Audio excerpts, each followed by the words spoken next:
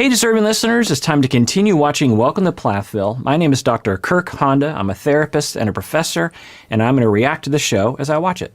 Hey, this is Micah, the guy with the car that you're going to tow. I was just wondering about how far away you are. All right, cool. See you soon. All right, bye. I was driving with some friends, maybe being a little foolish, and hit a curb drifting, stuff teenagers do, and ended up wrecking my car.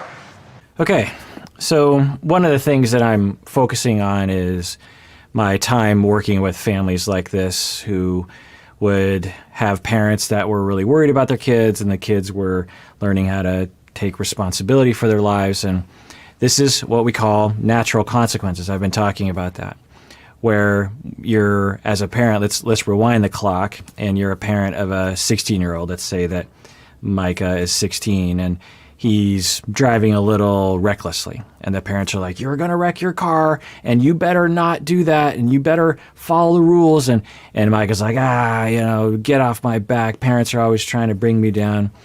And then the parents say, catch him doing something a little dangerous, and they ground him. They don't let him drive the car. Okay, that's what we call a unnatural consequence, where the parents are imposing a consequence on him. Now, in this instance, he experienced a natural consequence in which he actually was driving recklessly, and he crashed his car. And it's going to cost a lot of money. He's not going to have his car for a while. It's embarrassing. There's just a whole slew of natural consequences, consequences that happened because of the world. The world imposed consequences, or reality imposed the consequence on him, and the parents didn't have to be there. Now, in my experience, usually, natural consequences are much more instructive than parental consequences. If your parents are telling you, hey, drive safe, or you better not, or I'm going to ground you, a lot of kids, particularly kids like Micah and Mariah, who don't seem to like that kind of authority, they tend not to learn anything from those kinds of rules, or very little anyway. Sometimes they just learn, oh, you're just trying to take away my fun. And so what those kids need to experience, or those adults, is natural consequences.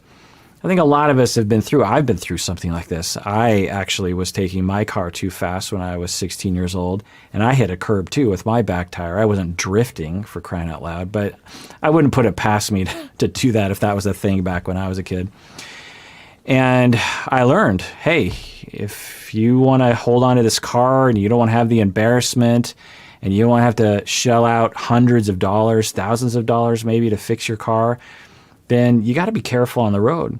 And my parents tried to tell me that. Driver's ed and taking classes on driver safety, they all tried to tell me that, but I didn't really listen, or I listened, but I didn't really hear it. I needed to experience life before I would really learn. And then I really learned. And I think since that time, I've never caused an accident before. I've been hit many times. There was a span of time when I was really poor and couldn't afford to fix my car, by the way, where people were hitting me while I was just parked in a parking lot or at a stoplight, or I would come out to my car and someone would have sideswiped. My Honda Civic just had dents galore. But anyway, my point is that Micah is now experiencing a natural consequence. So on one hand, the parents might be like, see, this is why we shouldn't have let you go. But on the other hand, another way to look at it as a parent is like, okay, well, I'm sure he's learning his lesson now. Now, the worry would be is if someone sweeps in and fixes it for him. They pay the money and he doesn't get to experience the natural consequence. So hopefully he will feel the sting, and the sting will last, because he'll probably have to pay a lot of bills on this and that kind of thing, or he'll be without his car for a few months or something. And he'll say, okay, this sucks. I have to be careful when I'm driving my car and maybe not drift. That needs to be replaced. It really sucks. I sold over half my cows to buy this car, and looks like I might need to sell the rest of them to fix it. So there's a phrase you don't hear a young adult say all the time. I had to sell half my cows to buy this car, and I might have to sell the other half to fix it. I didn't know they had a bunch of cows, but I guess that makes sense. It's just so frustrating because you start moving forward and then you do something stupid and set yourself back. Yeah, we have all been there throughout our lives, really. And every time it happens, we learn from our mistakes. Oh, okay. Now I understand. And the next time he's with his friends and they're like, hey, let's do this sort of thing with our cars. I would like to think that Micah would say, nah, I don't want to do that. You can do it, but I don't want to do it because I don't have any more cows. Like, whenever I confront you about something, it's not even a yes or a no answer. You just freeze up. Yeah. Which is not communicating. And I also just feel like I've put in a lot more to this than you have. Okay, this is interesting. So Mariah's boyfriend, I don't know if they're boyfriend, but they're dating, and he's saying, whenever I ask you something that's a little deeper than surface things, I don't get a yes or a no answer. I just get blank. I just get nothing, which is very frustrating to me. And my cat is grabbing onto me. See that? And now, who knows? And hopefully they'll go into it. But one hypothesis that I would have right from the beginning is that it's possible that, and there are hypotheses upon hypotheses at this point, because one hypothesis is that the mother was the main person in charge of the children, and that her emotional vibe with the children was one of intimidation or lack of acceptance or lack of warmth or lack of love, or even just flat out rejection of some kids, particularly Mariah. I don't know that for sure. There certainly seems to be some themes around that. And so an hypothesis on top of that would be, if that was the case, maybe that could result in a complex, a ambivalence around difficult conversations with people. Some of y'all might be able to relate to this, where you're faced with an emotional, difficult situation with someone else, and you have tension. And all of us know what that is. Someone is upset at you, or someone has a request of you, or someone wants to complain about you, or someone is hurt by you or something. And there's tension there because we worry that we're going to lose that person, or they're going to call us out, or we're going to be ashamed, or we're going to be made to feel guilty, or something bad is going to happen, or they're going to make us angry, or whatever. There's just a lot of tension. There's worry in the relationship. And it's possible that for Mariah, if the hypothesis is true in the emotional landscape of the family, that she has a really hard time dealing with opposition in relationships, because what her normal tactic was to do was to either comply but secretly hate it, or to openly rebel. That was basically her only choice given throughout her life, was, okay, I either give in to my mom now but secretly resent her, or I don't give in to her and I push back and my mom hates me even more. So whenever I run into a situation where there's relational tension, there's a lot of anxiety and there's a lot at stake. I'm either going to resent this person for the rest of my life, or they're going to hate me for the rest of my life. They either kind of like me, but I resent them, or they hate me and I feel like I'm asserting myself. And so there's no good answer there. And so if you are faced with a situation with this guy, you might have that anxiety come up, and then you just don't know really how to respond. You don't trust the other person to receive you. You don't trust the other person to listen. You don't trust the other person to care. You don't trust the other person won't attack you. And you don't trust yourself being able to communicate about something, because in the past, whenever you did push back, you would push back in an undifferentiated, childish way. Everyone would ridicule you, and you would actually feel bad. So that's another part of the assertive side when you're growing up in a situation like that, where when you did push back, so you're not secretly complying, you're not complying and being secretly resentful, you're on this side, you're actually pushing back and causing people to hate you, but you also don't have the ability to really push back in a way that you feel good about. you don't have the ability to push back in a mature way because you've never been taught that. You've never been given the venue to learn how to push back in a mature way. And so you might even look back on how you push back on people and feel ashamed of yourself, how you come across and the things you say. And so you might not even trust yourself to push back with people because you feel like you're going to get ridiculed. I don't know. Let's see what happens. It's not even a yes or a no answer. You just freeze up. Yeah. Which is not communicating. And I also just feel like I've put in a lot more to this than you have. Now, the other possibility is she doesn't like him anymore. And this is the first time she's been in that space where she is saying, yeah, I don't think I want to hang out with him anymore, but I don't have any big reason why I don't like him anymore. I don't understand my feelings right now. That's another that would be another explanation, and also would create a pretty big conundrum for her of like, how do I do this? Now, everyone goes through this. Some people when they're younger, some people at this age, some people when they're older.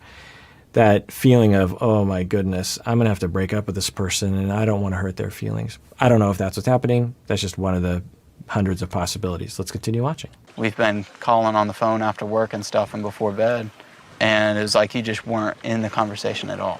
I feel like all these little things we could work on and work through, but it's like you won't even communicate that to me.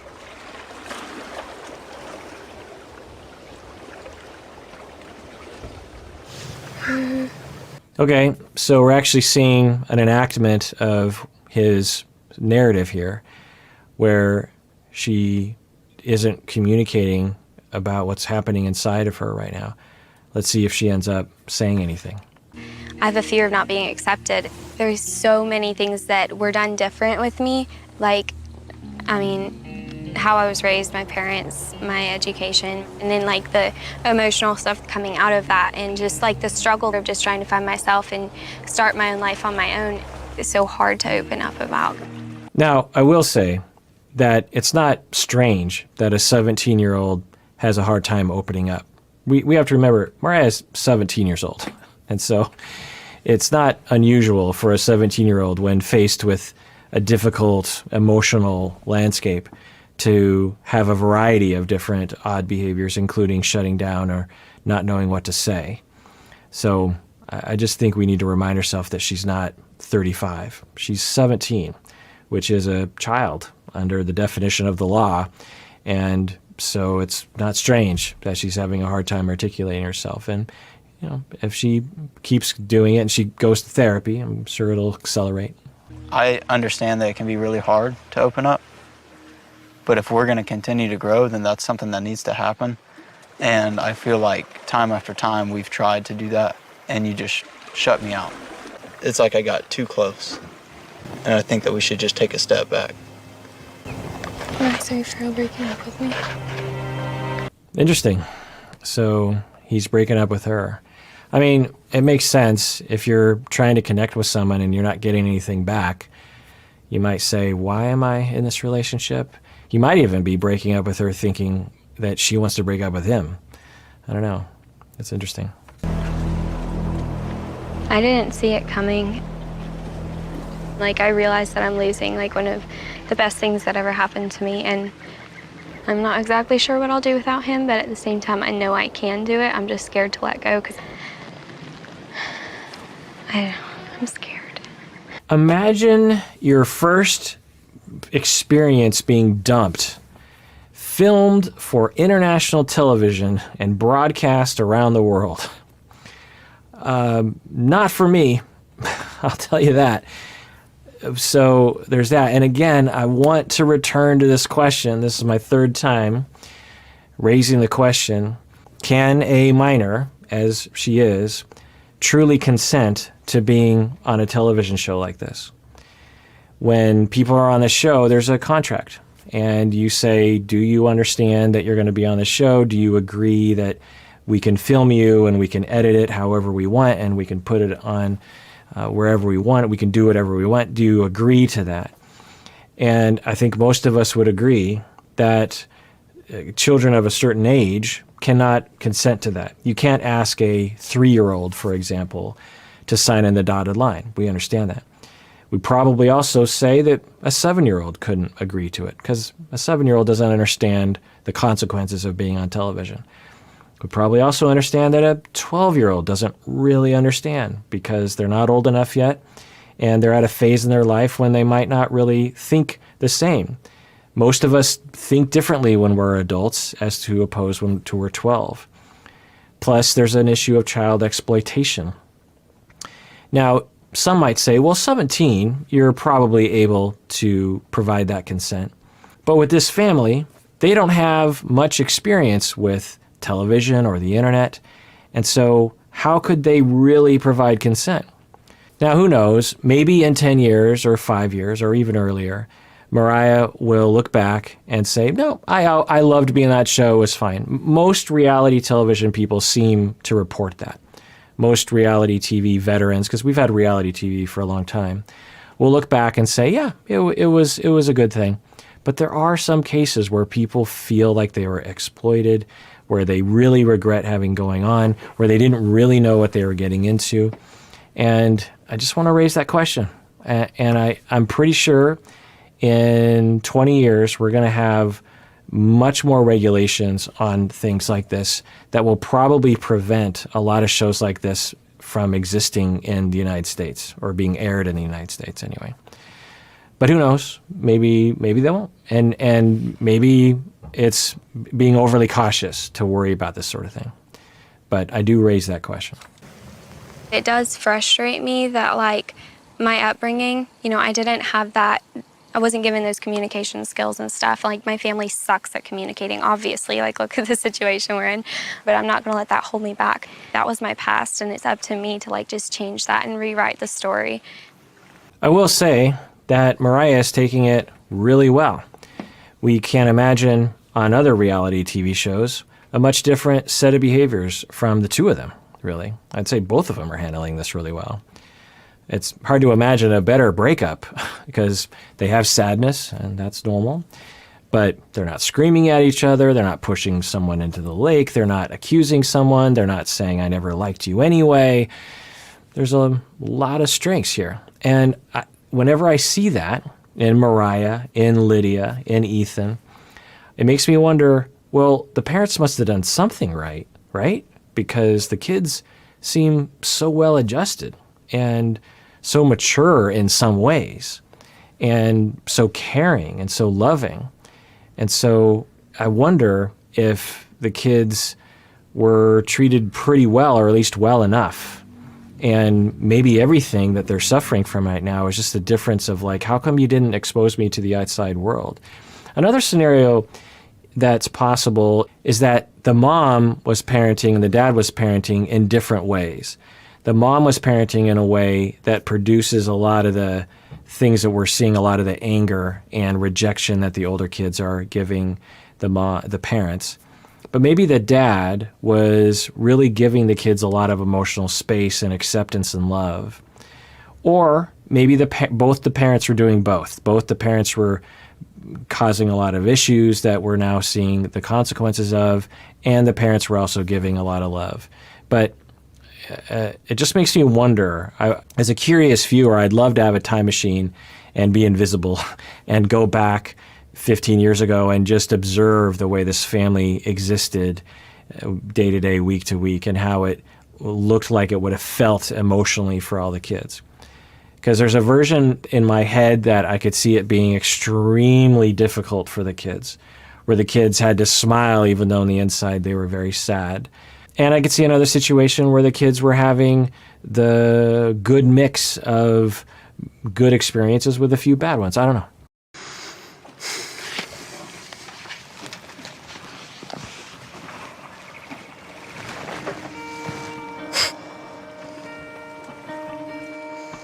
Let's get out of here. It's kind of hot. Because when I react to these shows, usually y'all are asking me to watch people who have some pretty difficult behaviors and usually have relationships where nothing seems to work out for them. And we see Ethan and Olivia, they're having some troubles, but they're working on it and they're not screaming at each other. Mariah is handling this situation pretty well. And so just contrast that maturity level with all the other characters that we've seen. Well, those other characters that we've seen, in my hypothesis, of which I have no data for, but in my clinical experience this was true, is that those people had much rougher childhoods, that their parents were either just overtly traumatizing to the children or subtly traumatizing to the children, ongoing problems, chaos, drug addiction, abuse, divorce, violence, crime, instability, insults, criticism, shaming, all sorts of things that is unfortunately common. And when kids grow up in those kinds of environments, they have to defend against that in various ways. And those defenses we see in a lot of the adults on these reality television shows. So the hypothesis for those people is that their childhoods were pretty rough. When we see someone like Mariah and Ethan and how mature and how nice they are, at least the way that it's edited on the show, which we have to wonder about, we have to wonder, were the parents loving and stable and good enough? But there were some issues, and the family is currently working out some of those issues. Instead of categorizing this family as totally pathological, we might be looking at a family where we're seeing something a little bit more mundane, a little bit more run-of-the-mill. Or maybe later on, another season perhaps, something will get revealed where we're like, whoa, this family was really having difficulty. Now, the other thing I'll say is there's plenty of people who grow up in extremely difficult circumstances in their childhoods and manage, even at the age of 17, to have a fair amount of maturity and a fair amount of relational health. So it's not like those things are completely correlated 100%. All right, well, that does it for that episode of Psychology in Seattle. Everyone out there, please take care of yourself because you deserve it. You really, really do.